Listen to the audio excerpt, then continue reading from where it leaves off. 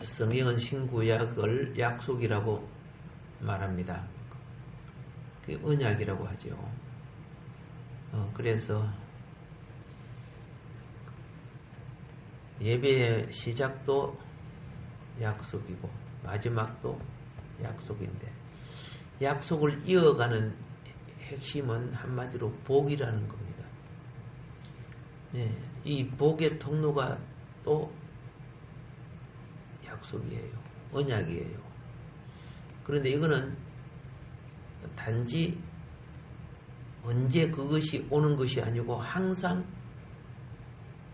우리가 숨을 쉬듯이 누리는 가운데 성취되어 가는 겁니다.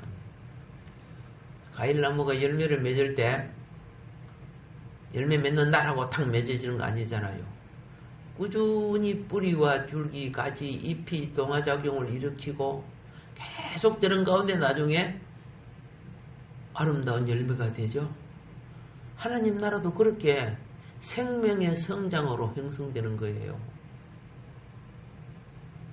뭐 도깨비 방망이처럼 빵 하고 그렇게 되는 게 아니고, 단지 우리에게 나타나는 것은 우리가 처음에 비행기를 보면 그게 갑자기 내한테는 나타났지만 많은 세월로서 그 비행기가 형성되어 왔잖아요. 잠을 자고 났는데 아버님이 바나나를 가지고 왔어. 그때는 바나나가 매우 귀했거든요. 근데 형제들이 많으니까 하나를 갖고 동아리를 내갖고 먹었어. 그러면서 평생 소원 바나나 실컷 먹어봤으면 어렸을 때. 자, 우리에게는 갑자기 나타났지만 실제는 많은 과정과 또 옛날에 바나나가 우리나라 들어온다는 것은요, 그리 쉽지 않았죠. 과정을 거쳐서 오는 그걸 우리가 모르고 사는 거라. 은혜는 눈에 내 욕구를 채우는 것이 은혜가 아니고, 진리의 은혜는 생명나무라. 과정을 이해함으로써 참 가치를 아는 거예요. 과정을 이해함으로써 이게 이렇게 귀하구나. 예. 오늘 여러분들이 아침 식사하고 오실 때 여러 가지 잡수고 오셨죠? 그 돈 주고 금방 팍 산 것처럼 보이지만은 그걸 형성시키기까지는 많은 과정이 있었잖아요.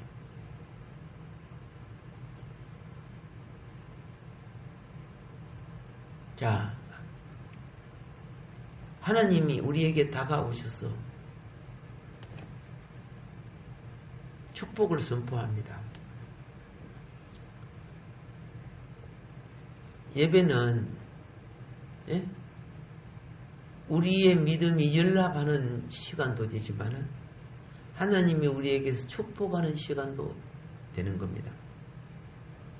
디모데전서 1장 2절에 보면은 하나님 아버지와 그리스도 예수 우리 주께로부터 은혜와 긍휼과 평강이 내게 있을지어다. 이렇게 이제 축복을 선포해요. 이 말씀 속에 우리는 무엇을 보느냐면 은혜와 긍휼과 평강이 어디로부터 온다? 하나님께로 우리에게 온다는 거예요.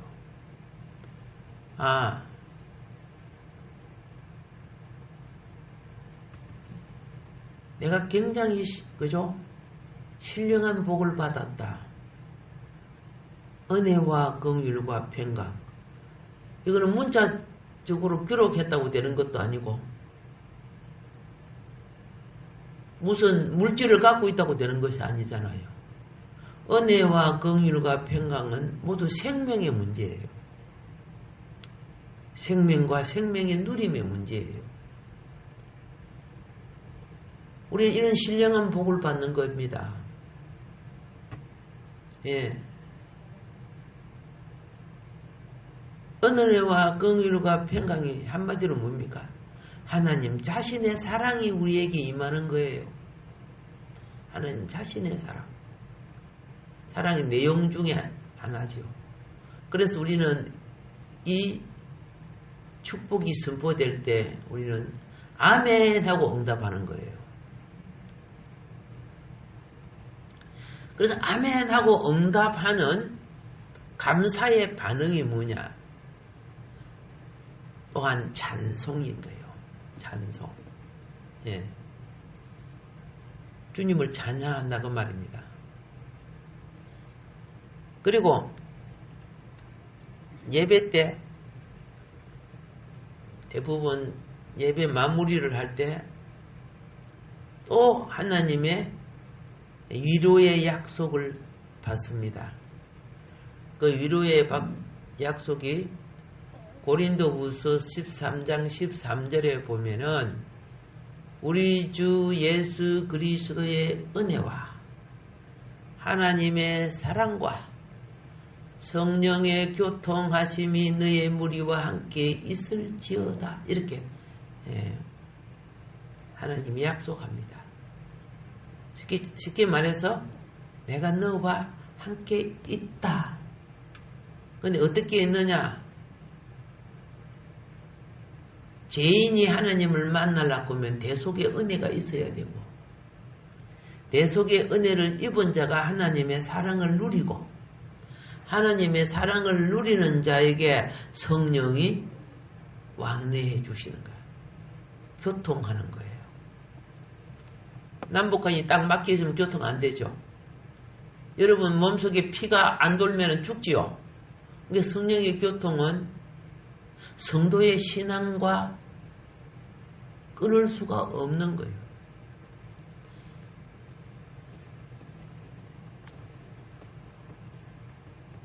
의사가 환자 보고 그래요. 매일 먹지만 말고 운동 좀 하세요. 운동. 이렇게 했어요. 몸무게 이렇게 나가고 그런데 매일 먹지만 말고 운동 좀 하세요. 혈관에 찌꺼기도 많고 콜레스테롤도 많고 이러다가 막힙니다. 막혀.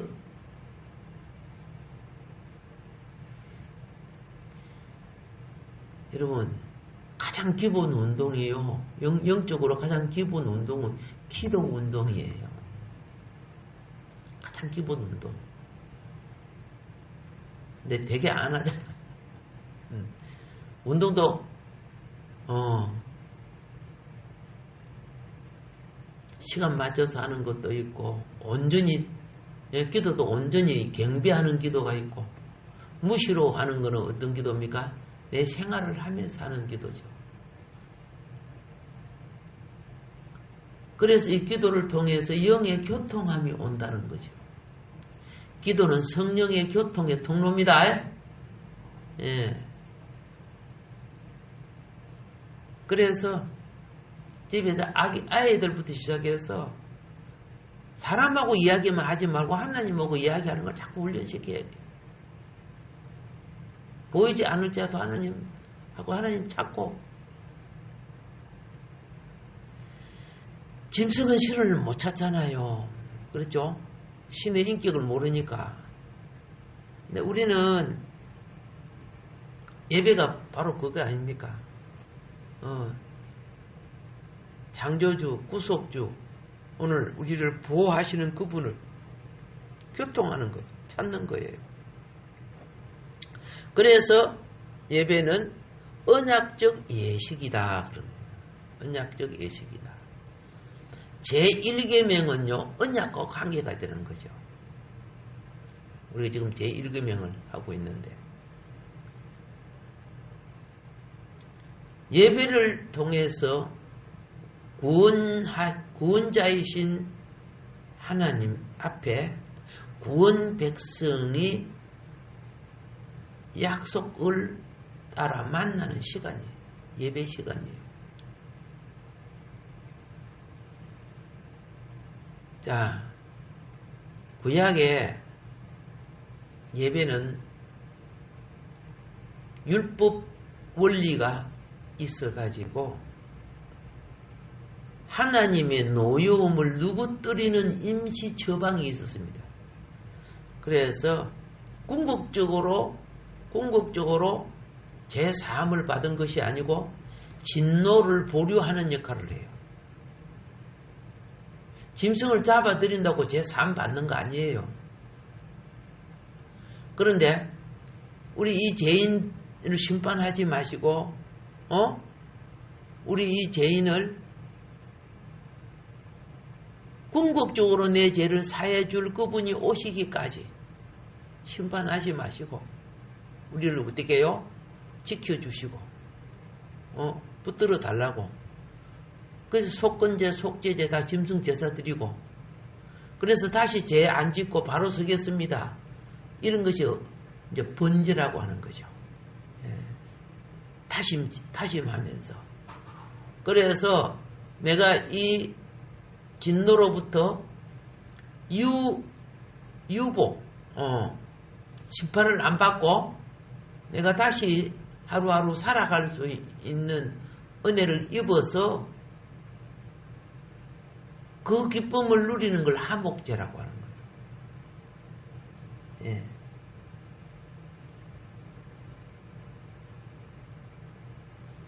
그래서 한편으로 구약의 제사는 노여움을 달래드리기 위한 부분이 있어요.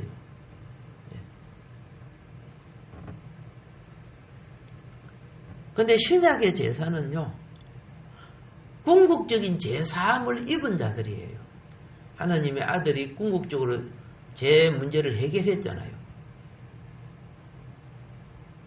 그래서 믿음으로 들어온 분들은 노여움의 심판을 받을 진노를 붙여갖고 오는 거 아니에요. 믿음으로 들어온 이들은 하나님의 아들로 성령으로 거듭나 하나님 아들이 되고 하나님의 근속이 되어서 예배 시간이 하나님과의 교통하는 시간이요, 잔치하는 시간이요, 예? 그리고 복을 입는 시간이죠. 우리의 삶이 연락되는 시간이고. 그런데 그런 부분을 우리가 진리의식으로 바로 알지 못할 때 가치 있는 예배를 제대로 못 드리는 거죠. 엉뚱한 짓 하고 그러잖아요, 예배 시간에. 그래서 그걸 잘 모르니까 구약의 역사를 우리에게 계속 보여줘요. 보여줘서 신약의 궁극적인 본질을, 보화를 찾으라고 하는 거죠. 구약의 역사라는 밭 속에 감추인 보화를 찾는 일꾼 같이 되라는 거죠. 자, 하나님께서 이스라엘 백성을 이집트 종되었던 집에서 구해내셨습니다. 우리 십계명에서 그걸 봅니다. 그리고 자기 백성을 삼으셨습니다. 이스라엘 백성은 하나님 백성이 되고 여호와는 이스라엘 백성의 하나님이 됩니다. 그래서 예배는 내가 백성됨을 그분의 날, 그분의 달, 그분의 절기, 그분의 제도를 따라 지켜야 되거든요. 예. 그런 과정을 가는 자를, 자, 청함을 받아 불러냄을 받은 자가 약속을 지킴으로 택함을 입고 약속의 땅에 들어가는 거예요. 신약도 그래요. 청함을 받은 자는 많잖아요. 다 복음 예수 믿고 구원받으라고. 그런데 교회 와서 예배는 드리는데 주님하고 상관이 없는 예배 드리는 거야. 그럼 택함을 입지 못하는 거예요.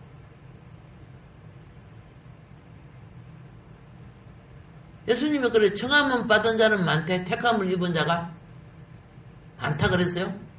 그렇지 못했어요. 그럼 누가 택함을 입습니까? 이스라엘 백성이 모두 다 주의 이름을 부르고 주의 율법을 따르고 부모가 열심히 자녀들을 훈련시키고 했는데 신령과 진정으로 예배드리는 자라야. 그래서요. 신령과 진정으로 예배드리는 자. 하느님이 찾으시는 자요. 택하시는 자란 말이에요.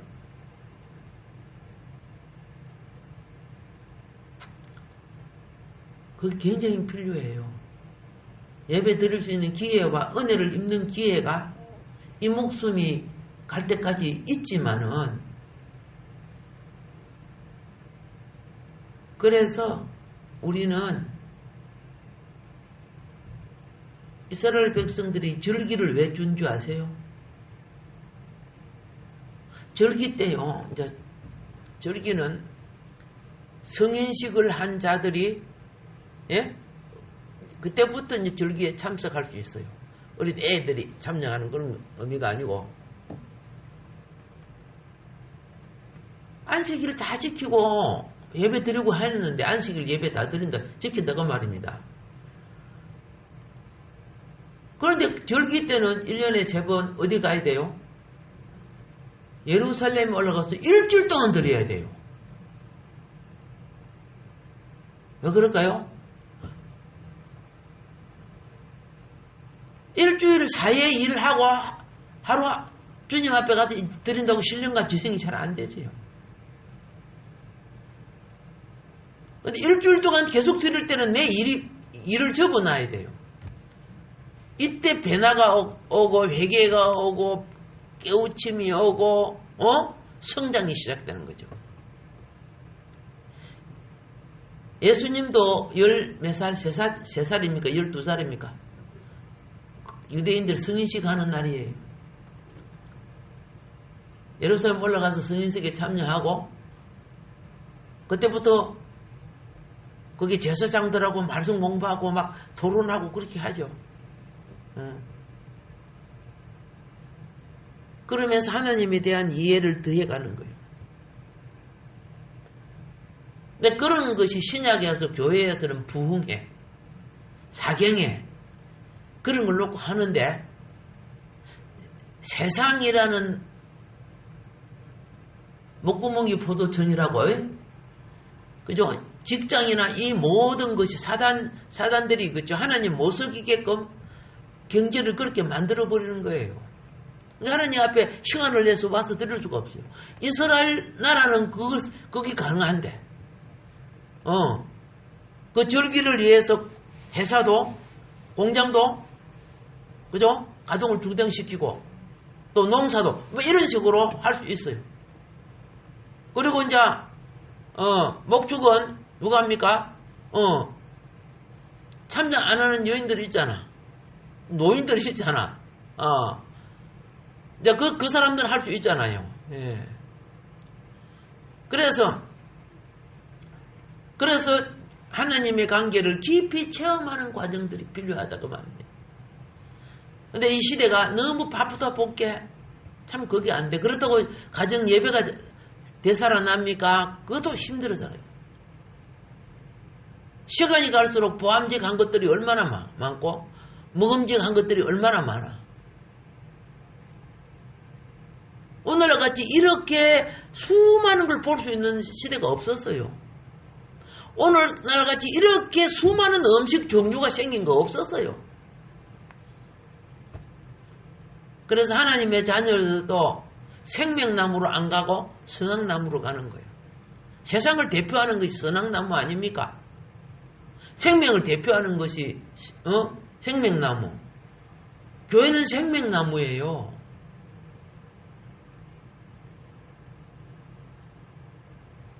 이게 세상에 몸이 물들어 있고 중독이 되어 있으니까 하나님 앞에 예배드리는 그걸 몸이 되게 싫어해요. 막 욕보고 막 안에 뱀이 꿈틀거리고 야단이야 쉽게 말해서. 그러니까 일주일에 한 번도 제대로 못 드리잖아. 무슨 그죠? 하나님이 받으시는 예배가 될 것 같아요?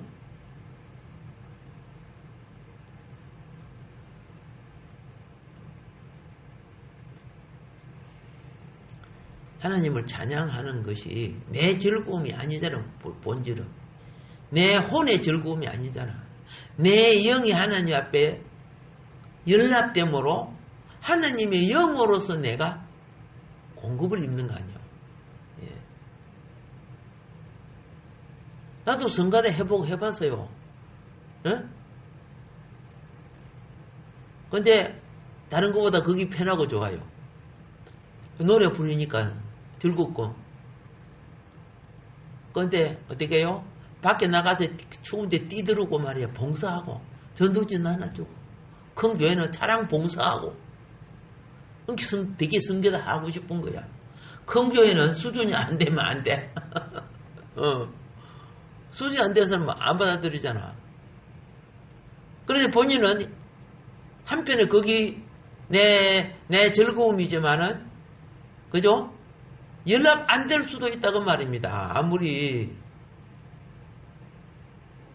뭔 말인 거 아시죠? 그러니까 신령과 진정이 우리에게 준비되어야 된다는 거죠. 찬양은 모든 제사에서 빠질 수가 없어요. 오케이? 그런데 그게 제사 제물이 되기를 바랍니다. 예. 자, 하나님께서 고통받는 이집트에 있는 이스라엘 백성을 구해주신 이유가 뭐예요?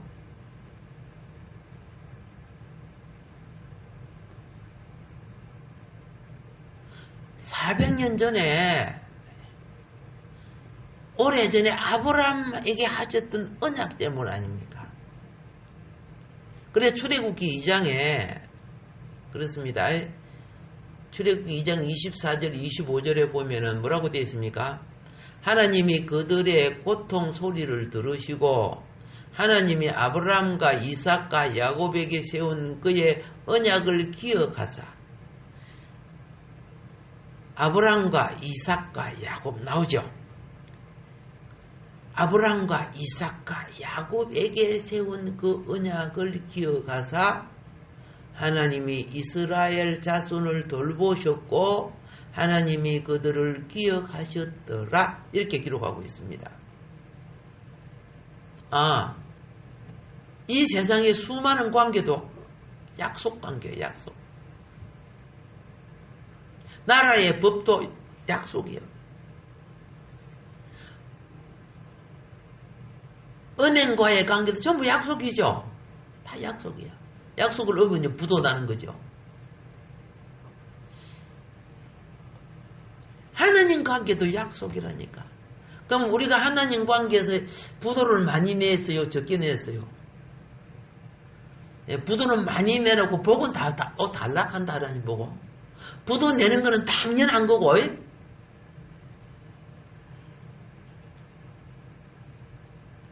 성경은 하나님은 계수하시는, 계산하는 하나님으로 나와 있어요. 우리가 그죠? 하나님 앞에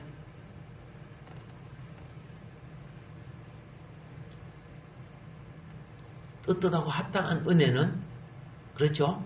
하나님의 언약의 요구 속에 부합한 삶을 살아야 되는 거죠.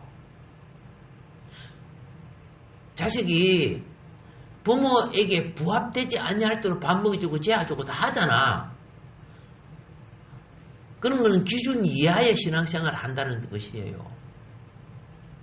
상이 되는, 복이 되는 믿음생활 이루어지기를 예수님 이름으로 축복합니다. 자, 그러면은 이제 우리는 이제 아브라함의 언약을 보겠습니다. 아까 이스라엘 백성을 이끌어낼 때 무슨 언약을 기억했다? 아브라함, 이삭, 야곱의 언약. 그랬죠. 그러면 아브라함과 이삭과 야곱에게 세운 언약이 무엇이냐? 먼저 이제 아브라함 언약을 먼저 보는데 아브라함 언약은 창세기 12장에 나오죠. 창세기 12장 2절 3절에 보면은 내가 너로 큰 민족을 이루고 내게 복을 주어 맨 먼저 큰 민족이라고 합니다. 하나님의 목적은요, 큰 민족, 하나님 나라예요. 큰 민족이 사실은 하나님 나라입니다. 땅에서 이제 아브라함을 통해 자기 하나님의 이 땅의 왕국을 예표하지만 큰 민족을 이루고 내게 복을 줘. 큰 민족을 이루게 하기 위해서 복을 준단 말이에요. 그 다음에 내 이름을 뭐게 한다? 내 이름을 장대하게 하리니. 예. 이 땅에는요, 하나님의 이름이 장대하지 않아요. 이 땅에 보면은, 어이구, 석가모니 이름이 더 장대하더라. 부처 이름이 더 많이 장대하더라. 마음의 뜻, 뭐 이런 거 나오죠? 그리고 보세요. 뭐 연예인들 이름이 장대하고, 김일성, 김정일 이름 얼마나 장대해. 세계가 모르는 사람이 없더라 보니까. 그래요. 그런데 오늘 여기 보니까 내 이름을 장대하리니요. 약속합니다. 너는 무엇이 될지라? 복이 될지라. 그 이름에 그 복이 함께 있기를 바랍니다. 김정은 하면 복이 느껴져요? 저주가 느껴져요? 예. 그렇잖아요. 우리나라 대통령 말 안 해. 자, 그런데 너를 축복하는 자에게는 내가 복을 내리고 너를 저주하는 자에게는 내가 저주하리니 땅의 모든 족속이 너로 말미암아 복을 얻을 것이라. 그래서요, 성도들은 약점이 있고 부족이 있어도 알겠습니까? 복을 주세요. 그 약점 잡아 빼다가 복까지 다 잊어버릴 때가 있어요. 제가 이런 이야기를 했죠. 고구마 등불 이야기. 농사를 안 지어본 사람이 농장한다고 그 빈 땅에다가 12가지 식물을 심었어.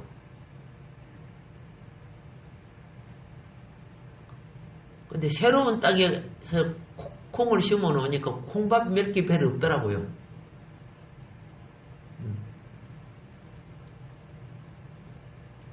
고추밭은 비닐을 덮어 씌워 놓으니까 이제 고추나무 밑에 이제 이 풀들이 나오잖아요. 비닐로 그 고추나무 사이. 그것만 미리 뽑아줘야 돼. 다 크고 난 뒤 뽑아주면 고추나무 큰 지장을 줘요. 이제 그러다 보니까 뭐 옥수수도 심고 다 해봤는데 고구마 밭에 풀이 나는데 손이 모자라서 그걸 풀을 뽑아줄 기회를 놓쳐버렸어. 그런데 나중에 보니까요, 고구마 잎사귀가 풀을 다 덮어버렸어. 쫙 뻗어가지고. 그 잎사귀를 이렇게 드니까 풀이 노랗게 돼 있어. 햇빛을 못 받아갖고. 오, 맞아. 긍정적인 것이 커지면은 그 사람의, 그죠? 약한 부분들, 그죠? 부정적인 것도 극복해낼 수 있다는 거죠. 예. 오케이? 그래서, 니 못하네. 그거보다도, 니 이거 참 잘하잖아. 와, 니 이거, 가능성 있다. 이렇게 해주면, 그 에너지를 그쪽으로 쏟게 만들어주는 거야. 그러면, 에너지가 남아서 엉뚱한 짓 하는 것들이 나중에 전혀 없어져요. 거기에 시간 투자하면.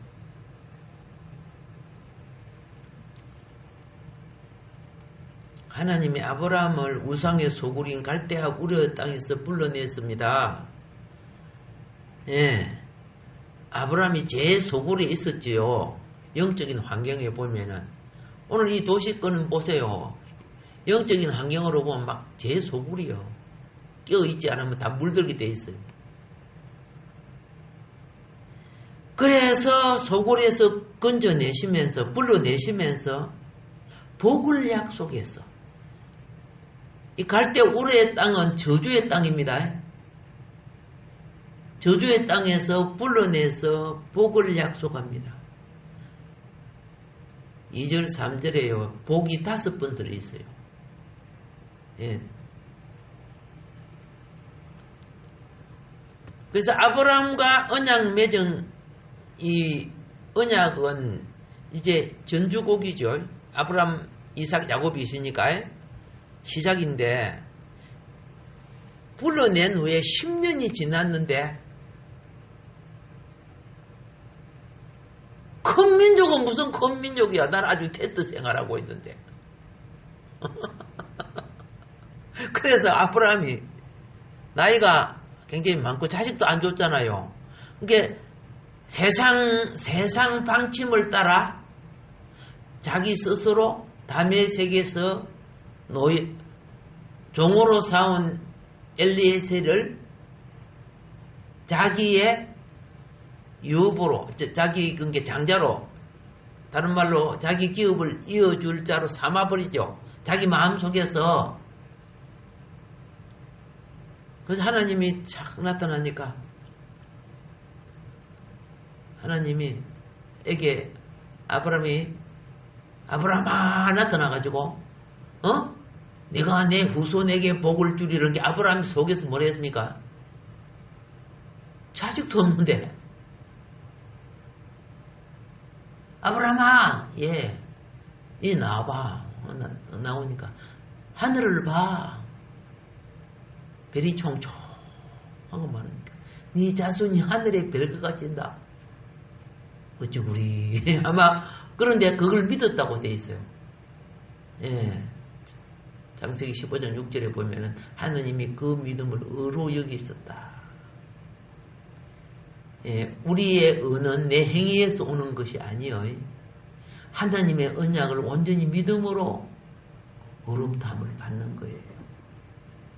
그게 영의 능력이에요. 불신의 세력이 있으면 안 믿어져요. 내 속에. 그리고 또 아브라함에게 아브라함아 동서사방을 봐라. 보니까 가나안 족속들이 성읍을 가지고 쭉 있잖아요. 막. 응? 그들의 군대가 있고 나는 성읍이 없어서 텐트 생활하는데 여러분 텐트 생활을 하려고 하면요 밤을 지켜야 돼요. 성읍에 있으면 보초가 필요 없잖아요. 성곽이 둘러쳐가지고 그 군인 경비병만 있으면 되는데 자기는 양떼 소떼 가족들이 있으니까 당번을 정해갖고 지켜야 돼요. 언제 누가 어떻게 올지 모르니까. 그런 게 상당히 불편하죠. 봤나? 예, 봤습니다. 그건 니한테 다 줄게. 그래서 하나님이 지금 내 나이가 몇 살인데 얼레리 꼴레리 이거 내게 주는 걸 내가 어떻게 알아요? 이때까지 10년이 지났는데도 딱 한 병도 안 줘놓고. 그래서 하나님이 내가 너와 약속하자. 거기 창세기 15장 18절에 보면요. 그날에 여호와께서 아브람과 더불어 언약을 세워 이런 말씀이 나와요. 아브람은 자기 생애 자기 때만 생각하는 거야. 하나님은 아브람의 후손을 통해서 이 땅에 하나님 나라 왕국이 이루어지는 그 미래에 완성될 하나님 나라를 말씀한 거예요. 여러분 그날이 가까이 와요. 그게 주의 재림으로 이루어져요. 이 땅에 주님이 왕으로 오셨는데 죽여버렸죠. 죽였잖아요. 그럼 예수님이 와서 왕 노릇해서 안 했어요? 못했죠. 그럼 하나님이 실패했겠네? 아니에요. 교회를 회복시켜서 알겠습니까? 예? 천 열매를 그도 올리시고 이 땅이 그리스도 나라임을 이제 만 우주에 선포하는 날이 와요. 그걸 천년왕국이라고 하는 거예요. 성경에 천년왕국 나오죠? 그리스도가 통치하는 왕국. 그때는 사단도 모두 다 어디 가버려? 예, 무중에게 다 갇혀버려. 그런데 약간 그죠? 예, 술 마시 간 신학자들은요, 지금이 천년왕국이 약간은가 아나 그래 하고 있어. 그래서 저도 폴코프 신학을 공부했는데 조직 신학입니다. 거기에는 천년왕국이 없는 걸로 가르쳐줘요. 근데 박영룡 박사님 있죠? 종신대 총장이었던 박영룡 박사님은 천년왕국 있는 걸로 가르쳐요. 나는 둘 다 공부했기 때문에. 예. 근데 침례교 있지요. 미국에 있어서 미국은 침례교가 가장 크죠. 그런 데는 전부 천년왕국 다 있는 거예요. 그리스도가 오셔서 다스리는 나라가 온다. 예. 그분은 처음에 오실 때는 죄인을 대속 아래 오셔서 돌아가시고, 두 번째 오실 때는 구속받은 백성들로서 이 땅의 왕국을 회복시키러 오신다. 이렇게 되어 있어요.